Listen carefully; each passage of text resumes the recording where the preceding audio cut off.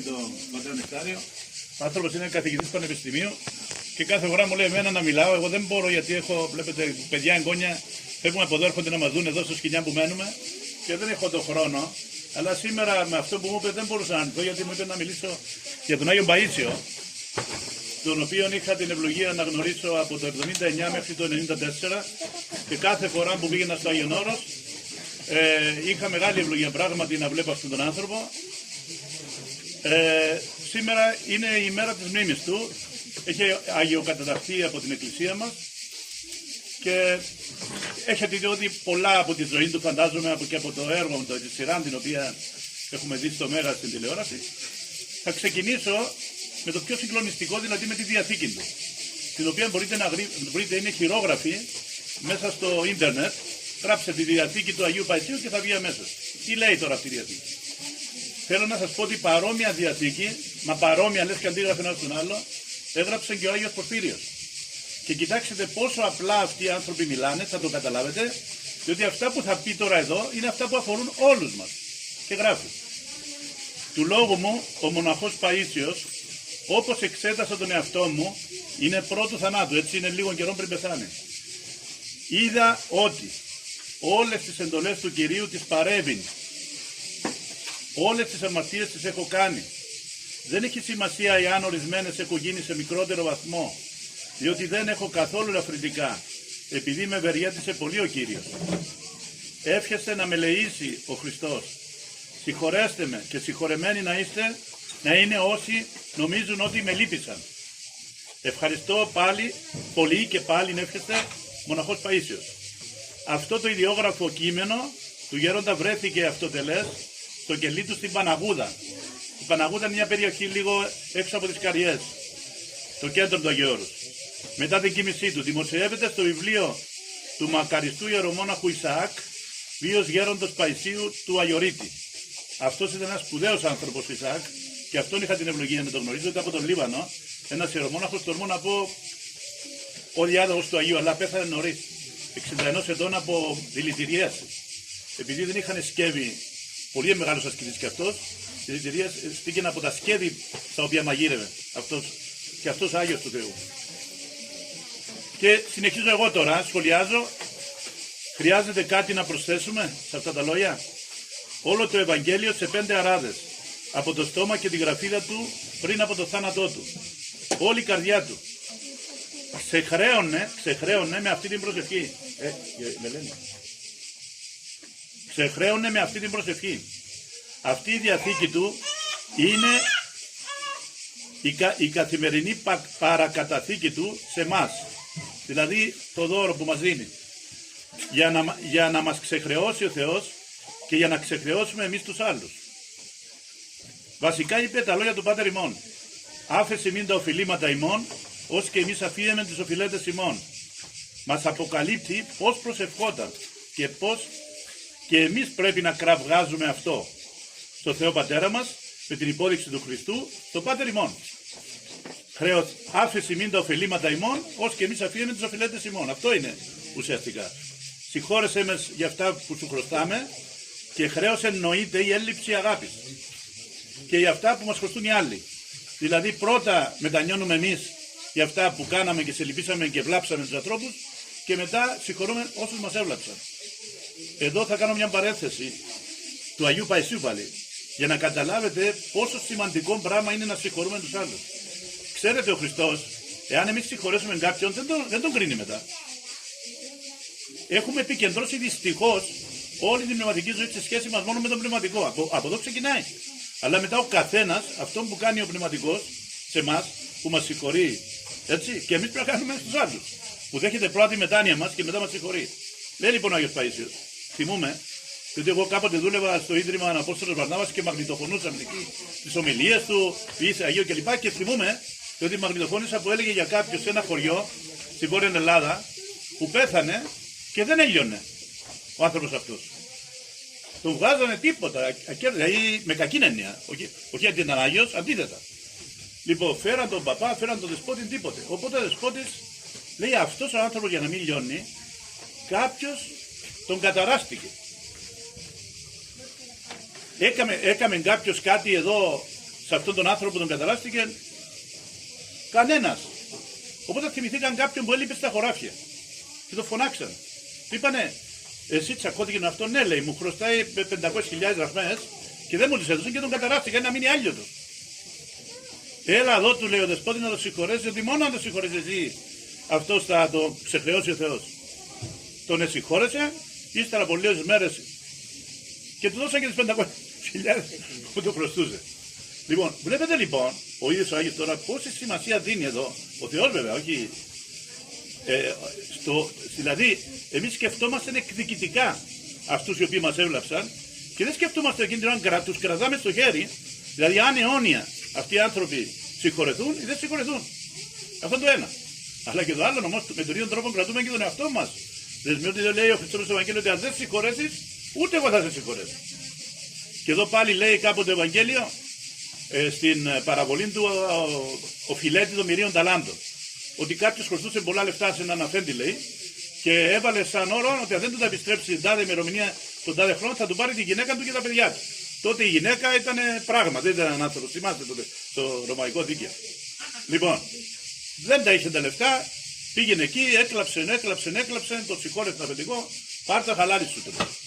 Και βγαίνει έξω, λέει, η παραβολή του Χριστός το λέει αυτό, και βρίσκει ένα συντούλον, έναν άλλον, που χρωστάγε σε αυτόν λεφτά. Και του βάλε εγγύηση τη γυναίκα και τα παιδιά του. Και τον παρακαλούσε να συγχωρέσει, και αυτός δεν το συγχωρούσε. Και του άρπαξε τη γυναίκα και τα παιδιά. Και το μαθαίνει, λέει, το αφεντικό, και τον έκλεισε φυλακή και τον πήρε όλα πίσω, και δείχνει δηλαδή, αυτό δεν είναι εκδίκηση από τον Θεό, είναι δικαιοσύνη. Έτσι είναι. Δηλαδή μόνοι μας το επιλέγουμε. Συνεχίζω. Γι' αυτό λέω, κοιτάξτε, όλοι θα σκεφτόμαστε σε τους Αγίους και δυστυχώς έτσι διδασκόμαστε, να βλέπουμε ότι έχουν προορατικό, διορατικό, αυτά που οι Άγιοι αυτά ούτε καταλαβαίναν. Πήγαν ταπεινοί δηλαδή, ότι συμβαίνανε. Δηλαδή πήγαινε εκεί, του λέει, μου πες έτσι πράγμα, είπα εγώ τέτοιο πράγμα, λέει, ούτε κάτι θυμότανε. Και εσένα σου λύσε το μυστήριο της ζωής σου τώρα, έτσι. Αυτό το έχω ζήσει πολλές φορές εγώ. Με όλους και ειδικά με τον Άγιο. Λοιπόν, έτσι λοιπόν οι Άγιοι, λοιπόν, αυτό που δίναν κάθε στιγμή σημασία είναι τη σχέση τους με τον άλλον άνθρωπο. Δηλαδή, αν πήγαινες εκεί και για οποιοδήποτε λόγο σου λέει κάτι που σε πλήγωνε, αμέσως θα σου λέγε συγγνώμη. Θυμούμαι εγώ, άλλο, θα θυμούμαι έτσι σιγά σιγά, έναν ο οποίος ακόμα ζει στο Άγιον Όρος, που για μένα είναι Άγιος, γι' αυτόν τον λόγο που θα πω τώρα. Πήγα εκεί με ένα φίλο μου, σε αυτόν τον Άγιον άνθρωπο, και του είπε ο φίλος του ότι είχε ένα πρόβλημα με την κόρη του. Ήταν καθυστερημένο το παιδί, και ο Άγιος εκείνη την ώρα του είπε κάτι που δεν ήταν αλήθεια. Δεν μπορώ να το πω. Του είπε κάτι που εγώ τον ήξερα το φίλο μου, ότι δεν έκανε τέτοιο πράγμα ο φίλος μου. Που τον κατήγγειλε και τον Άγιος. Οπότε εγώ, για αντί να πω στον Άγιο, δεν είναι σωστό αυτό που λες, είπα, ή να φύγω εγώ από εδώ, ή να φύγετε εσείς, να τα πείτε μεταξύ σας. Είπα έτσι, αλλά αυτός κατάλαβε ότι ήταν Άγιος, τι εννοούσα εγώ. Το είπα έτσι για να καλύψω, δεν μπορώ να τον προσβάλλω. Αφού ήταν λάθος αυτό που είπε. Τέλος πάντων, πάνε σε ένα δωμάτιο, βγαίνουν από λίγο έξω, και βλέπω το φίλο μου ολοκόκκινο. Μου λέει, Ανδρέα μου, δεν μπορεί να φανταστείς τι έγινε. Τι έγινε? Μόλις κλειστήκαμε στο κελί, γόνατα κάτω, βάζει τα πόδια του, το κεφάλι του μέσα στα πόδια μου, μου φυλά τα πόδια μου και μου λέει, αδελφέ μου, συγχώρα με, έκανα λάθος. Αυτό που σου είπα ήταν πολύ μεγάλο λάθος. Πείτε μου τώρα, αυτός είναι Άγιος ή δεν είναι? Λοιπόν, συνεχίζω. Άρα λοιπόν, και αυτό πρέπει να κάνουμε εμείς. Αυτό σημαίνει διαθήκη. Διαθήκη τι είναι? Παίρνεις ένα χωράφι του πατέρα σου και το καλλιεργείς. Το χωράφι εδώ είναι οι εντολές του Θεού. Δηλαδή, σαν να μας λέει, αυτό πρέπει να κάνετε κι εσείς.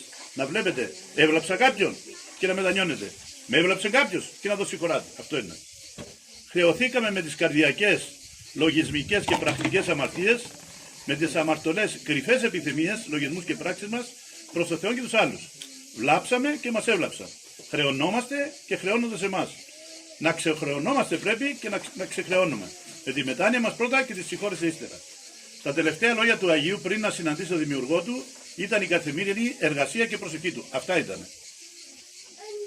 Και συνεχίζω τώρα με δύο προσωπικά πράγματα που σε μένα που νομίζω ότι θα σας βοηθήσουν. Και λέω μετά, Άγιε Παΐσιε, σε γνωρίσαμε από το 1979 μέχρι το 1994. Μεγαλώσαμε μαζί σου. Σε βλέπαμε στην Παναγούδα κάθε φορά που ερχόμαστε στο Άγιον Όρος και δεν χορταίναμε το βλέμμα σου. Γιατί μέσα σε αυτό λαμποκοπούσε η αγάπη σου για το Θεό και σε εμάς. Έναν και όλους μαζί. Μας είπες και μας προείπες. πολλά που επαληθεύτηκαν και επαληθεύονται. Μα πιο πολύ μας εντυπώθηκε αυτό το σπλαχνικό βλέμμα σου. Πάντα αυτός με καλούσε και μου έλεγε και μου προέλεγε και μου έλεγε. Με μάζευε τόσο η ταπείνωση του και η αγάπη του που δεν μου έβγαινε λόγος. Μόνο 2 φορές. Το 1983, όταν του πήρα μια ομάδα Κυπρίων προσκυνητών, απανωτά τον ερώτησα. Γέροντα, και δεν ξέρω πώς μου βγήκε αυτή η ερώτηση, κάτι είχα υπόψη μου. Πώς βλέπει ο Θεός τα παιδιά που τα εγκαταλείπουν οι γονείς τους?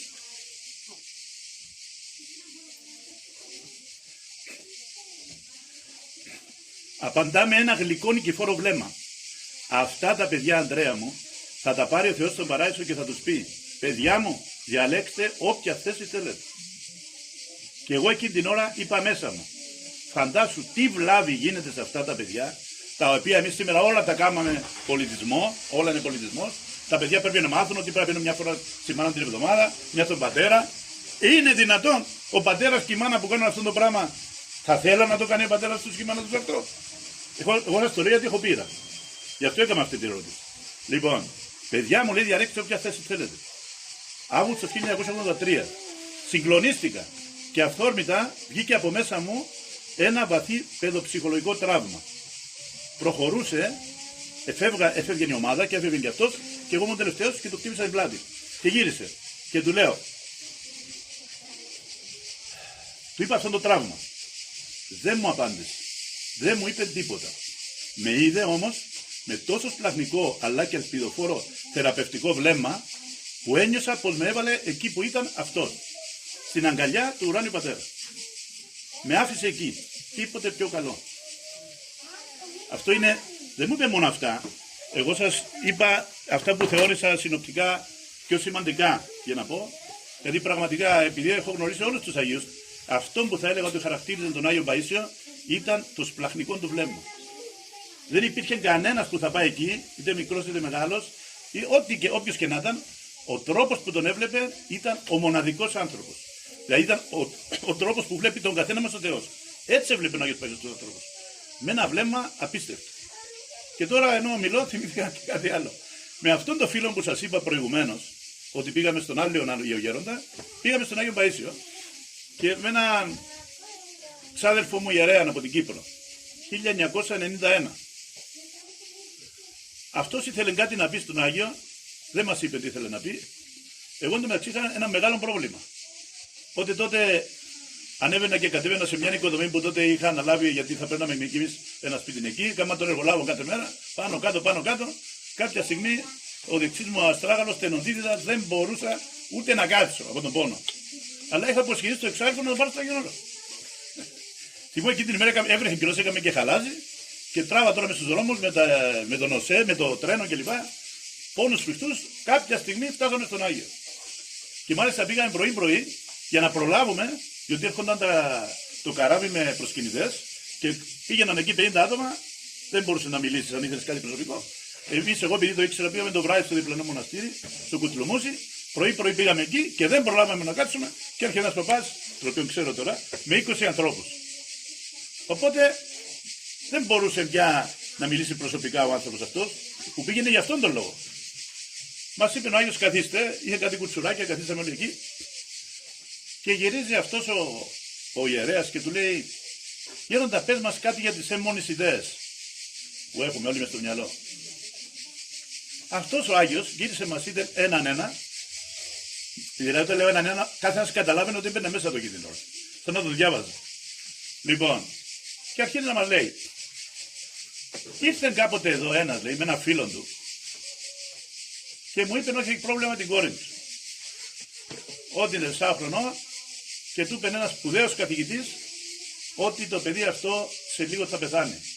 Δηλαδή ο εγκέφαλος του είναι πιο μικρός από ό,τι πρέπει. Εγώ του είπα, λέει ο Άγιος, λάθος έκανε ο καθηγητής, αυτό δεν με πίστεψε. Και ο φίλος του που ήρθε μαζί του, λέει, και δεν του είπε τίποτα, λοιπόν, του έλεγε μετά τίποτε και πέθανε με αυτό το πράγμα αυτός, για να μας δείξει πόσο έμμονη ιδέα είχε. Αυτό ήταν. Τελειώσαμε, πάμε να φύγουμε. Πάω να περπατήσω εγώ, δεν πόναγα καθόλου το πόδι μου. Χωρίς ούτε να του πω κάτι, Ούτε συνειδητοποίησα τι έγινε, πότε έγινε. Θα τρελαθώ, δηλαδή ήταν τόσο τρελό που δεν τολμούσα να πω στους άλλους έγινα καλά. Με είδε όμως ο παπάς και μου λέει εσύ περπατάς τώρα, αφού έσαι να το πω και βόγκαγα. Τους λέω αυτό έγινε εκεί, δεν ξέρω τι έκαμε ο Άγιος, εγώ πάντως είμαι καλά. Χωρίς να του το πω καν. Αυτή είναι σπλαχνή. Μετά ο φίλος μου ξεφυσούσε, μου λέει να σου πω κάτι. Ξέρεις ποιος είναι αυτός που είπε ο Άγιος? Ποιος είναι, του λέω. Εγώ, μου λέει. Τι? Την ώρα που με είδε, λέει, κατάλαβα ότι μπήκε μέσα μου. Και έκαμε, προσέξτε, όλες τις ερωτήσεις που θα του έκανε ο φίλος μου, έδωσε όλες τις απαντήσεις μπροστά σε όλους και κανένας δεν κατάλαβε τίποτα. Μόνο αυτός το κατάλαβε. Ούτε εγώ κατάλαβα τίποτα. Και κόρη και λοιπά που θα μπορούσα εγώ κάπου να σκεφτώ, γιατί ήξερα ότι κόρη έχει πρόβλημα. Τελικά αυτός ο καθηγητής ήταν κορυφαίος, δεν μπορώ να πω το όνομα του, μου το είπε μετά ο φίλος μου, ο Άγιος επαληθεύτηκε 100%. Το παιδί ακόμα ζει. Ο φίλος μου πέθανε. Λοιπόν, επαληθεύτηκε και εξωτηριστήρια πράγματα.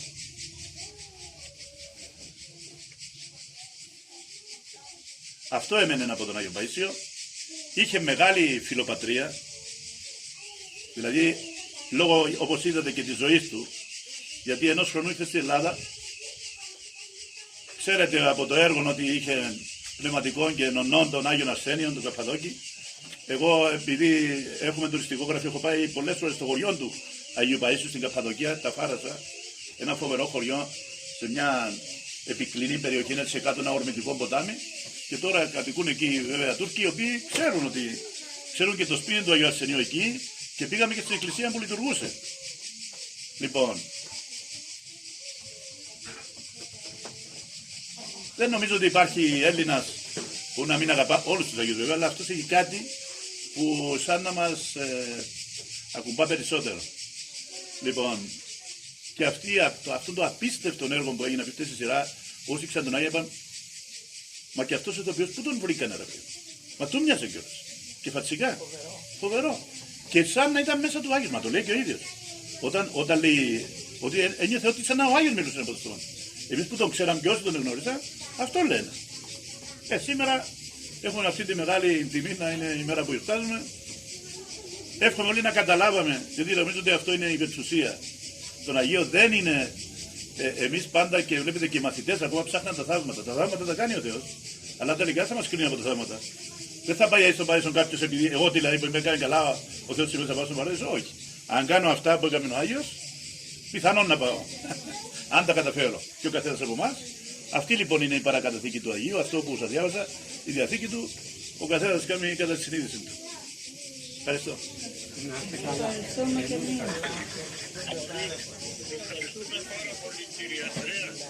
Ναι, σας ακούω πάντα.